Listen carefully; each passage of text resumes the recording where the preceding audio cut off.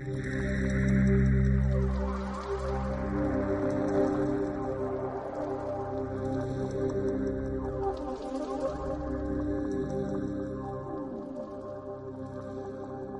hay un punto que es el que a mí me resulta esencial,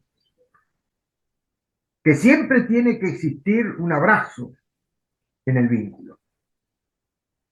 A veces se aprieta más fuerte el abrazo, se hace más efusivo, y a veces es más protocolar, pero tiene que haber un abrazo para que el diálogo no se disperse y se desarme ese sentido de unidad que tiene que sustentar el diálogo, ¿no?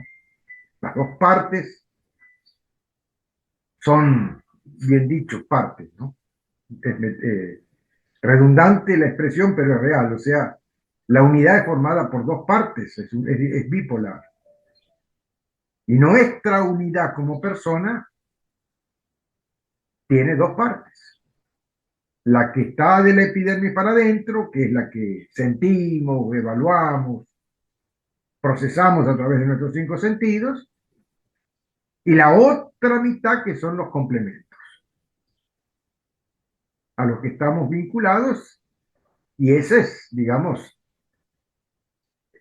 la naturaleza esencial de nuestra inserción en la vida. Nos insertamos en la vida o somos vivos o vivimos, expresamos la vida desde ese diálogo entre esos complementos que somos.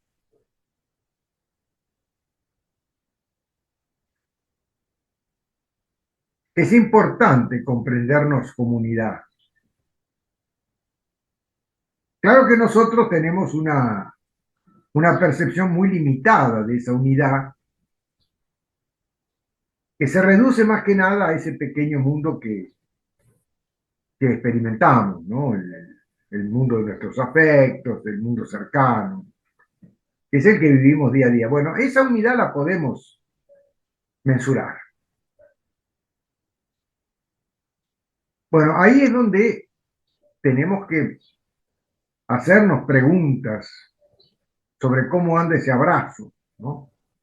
Que nos integra a ese escenario.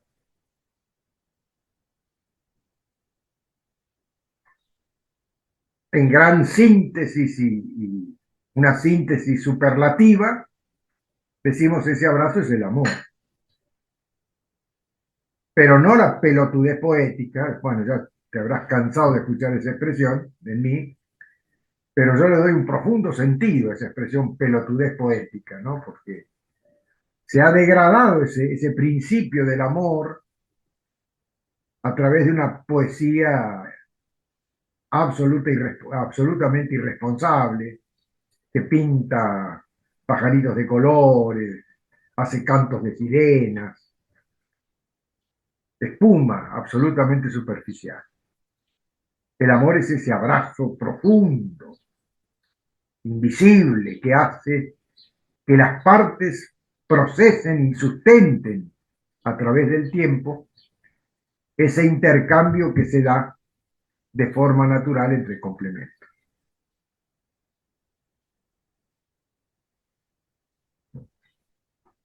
Comprender la vida así nos plantea un escenario posible para ser trabajado, en el sentido de buscar una mejoría,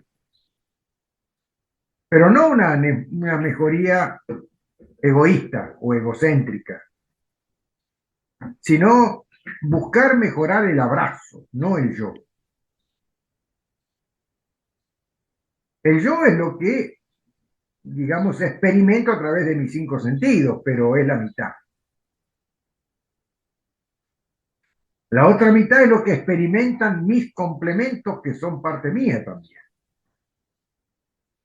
Sin esos complementos, no existo, no hay vida.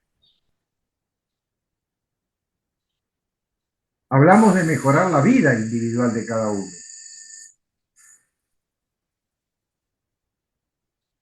Mejorar ese abrazo que le da o genera esa música de fondo a través de la cual experimentamos nuestra vida.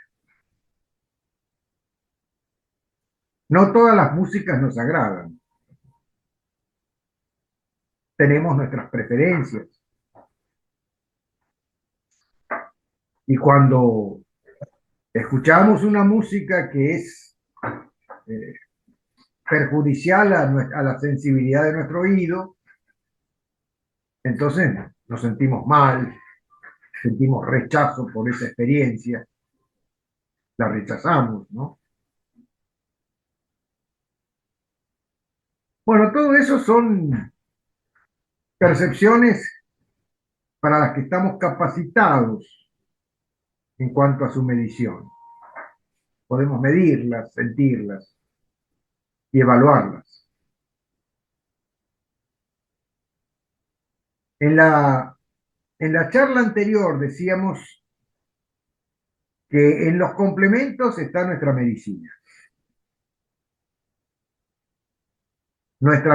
natural.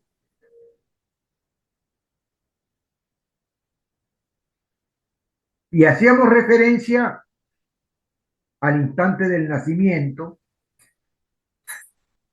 al parto, que vamos a usar otra expresión redundante, el parto nos parte al medio.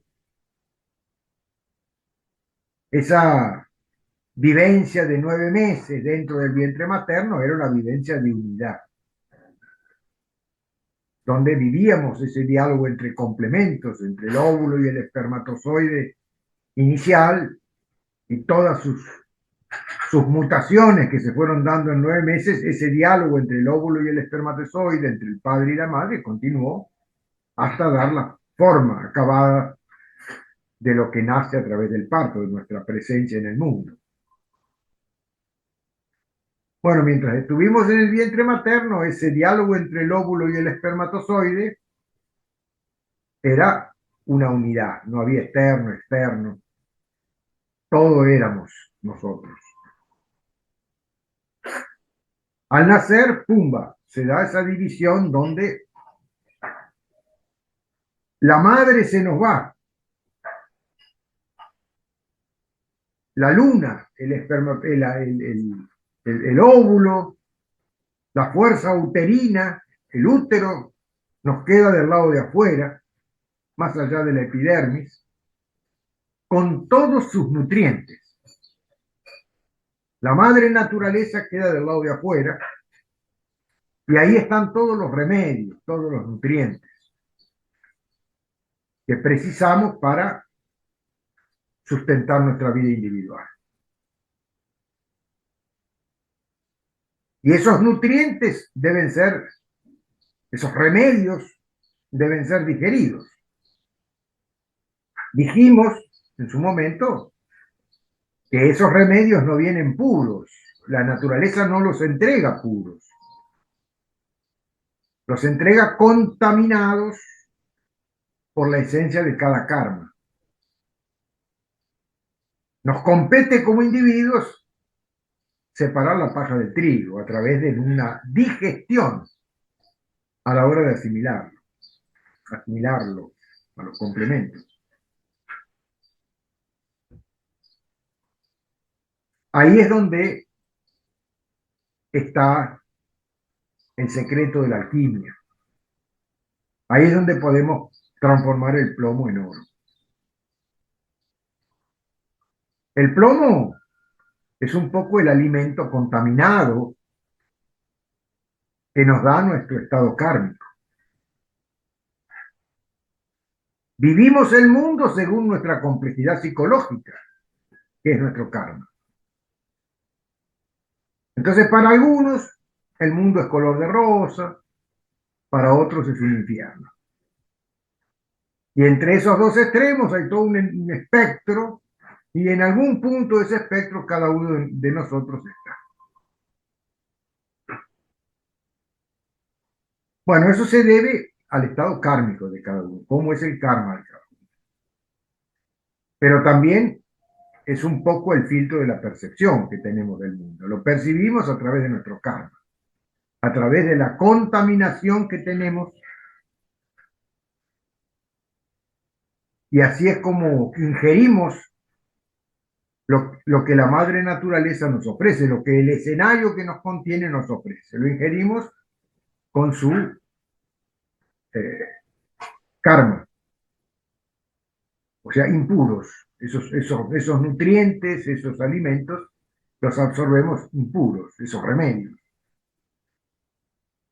Compete a nosotros el separar la paja del trigo, digerirlos. Esos remedios se hacen presentes en nuestra vida a través de nuestros complementos. Si son personas, será a través de su expresión.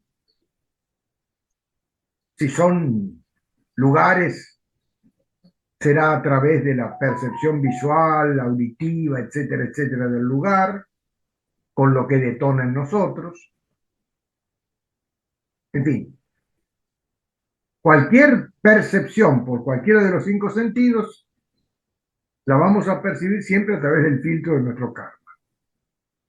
Pero ahí es donde viene esa tarea individual de poder separar la paja del trigo.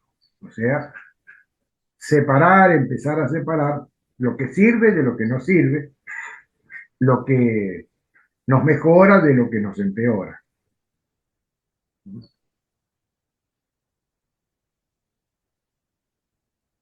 En eso es que vamos descubriendo nuestras virtudes y también nuestros defectos.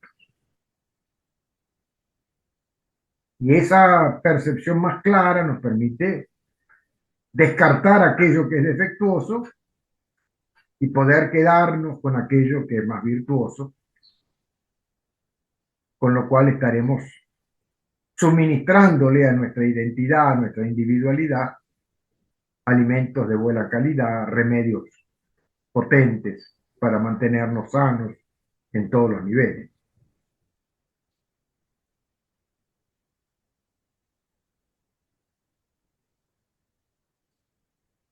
Es importante hacerse la pregunta, bueno, pero ¿y cómo se procesa esa digestión? Bueno, primero hay que comprender qué es esa digestión y cuál es el sentido profundo que tiene la digestión que todos viven o debemos vivir para vivir. Bueno, tiene como fundamento mejorar la condición del abrazo, o sea, la condición del diálogo que nos vincula al escenario.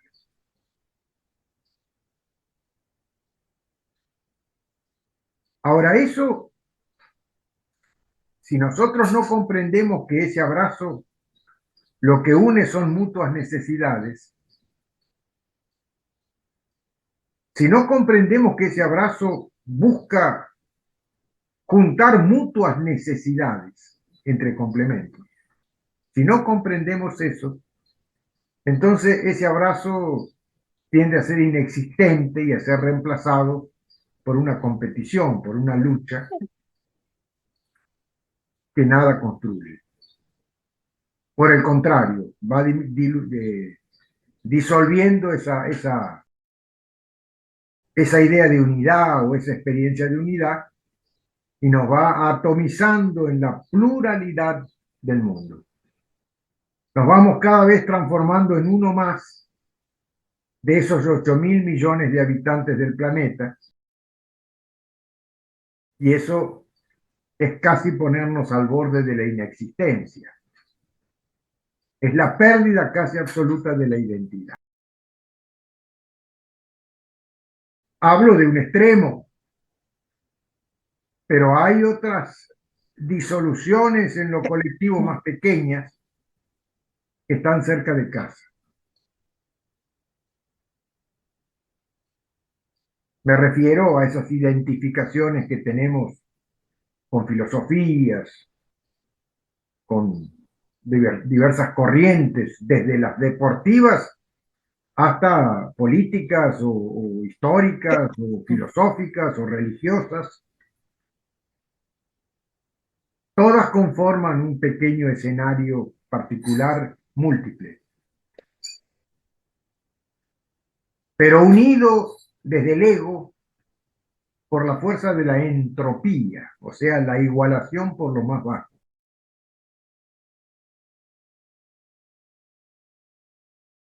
Por las emociones y los instintos más bajos. Así es como va disolviéndose el abrazo.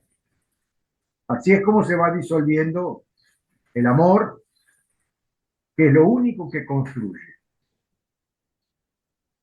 Los fundamentos o el fundamento esencial del abrazo, del amor, es poder unir en vibrante armonía aspectos complementarios que se unen por su mutua necesidad.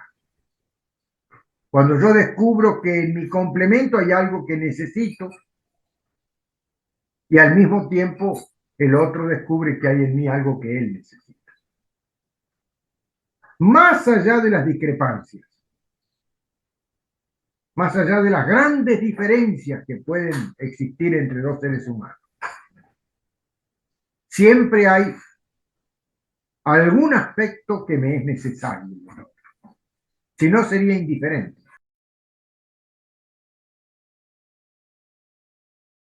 Pensar que en el peor de mis enemigos no hay nada mío es una ilusión o una abstracción intelectual para darle forma a mi radicalismo o alimentar mi radicalismo. Si el peor de mis enemigos no tuviese algo que me corresponde, algo que me es complementario y necesito, no habría enemistad, sería indiferente.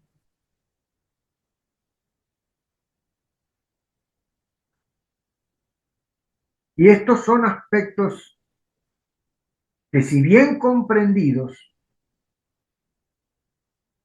pueden cambiar radicalmente nuestra vida. Devolverle al abrazo su razón de ser. Sacarlo de la pelotudez poética y darle un sentido de practicidad. Que esté presente en nuestra vida cotidiana, en los pequeños desafíos con los que se construye el día a día.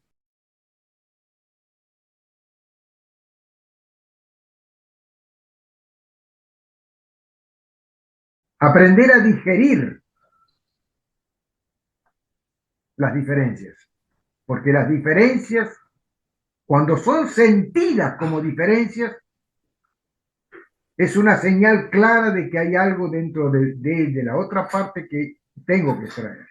Si yo no sintiese la diferencia, o sea, esa especie de enemistad que me marca la diferencia, si yo no sintiese eso es porque, bueno, hay una indiferencia total, o sea, no hay nada que me corresponda dentro del otro por complementariedad. Entonces es indiferente, ni me va ni me viene. Ahora, cuando me va y me viene, entonces, claro, hay algo ahí que se esconde, que es esencial para mi salud interna, esencial para mi buena digestión de la vida. Eso no quiere decir que yo me voy a hacer íntimo amigo de Al Capone.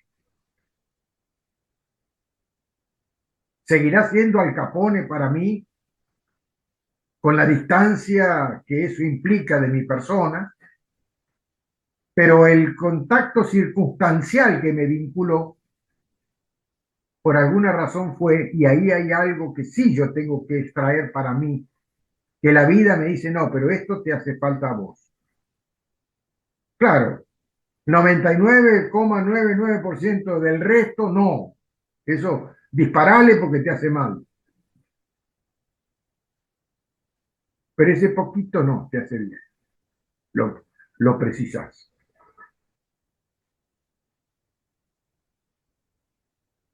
Uno piensa que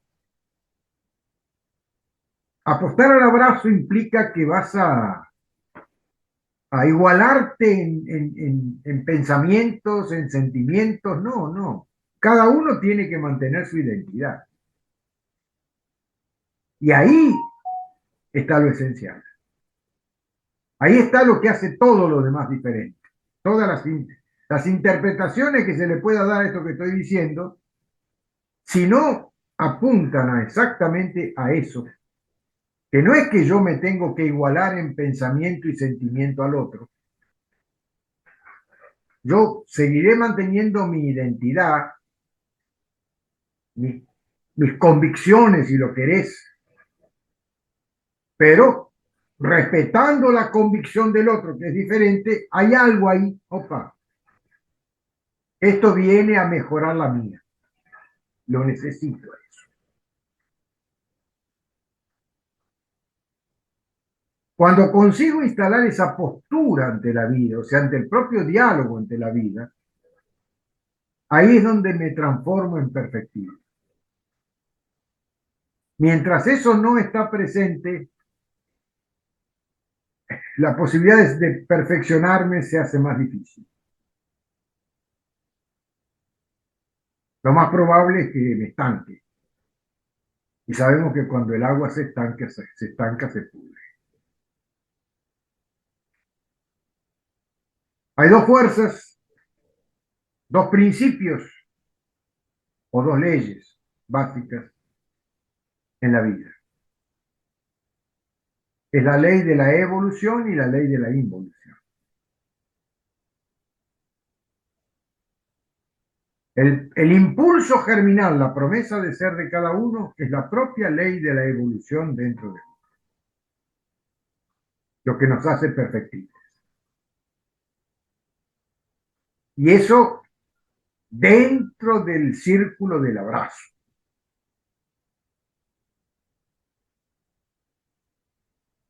Ahora, cuando el abrazo se empieza a diluir, entonces se empieza a perder la coherencia de lo que el abrazo encierra y se empieza a generar un estado de dispersión que me va insertando cada vez más en la pluralidad del entorno, con lo que mi identidad se va perdiendo, se va degradando y entro sin darme cuenta dentro de la ley de la involución.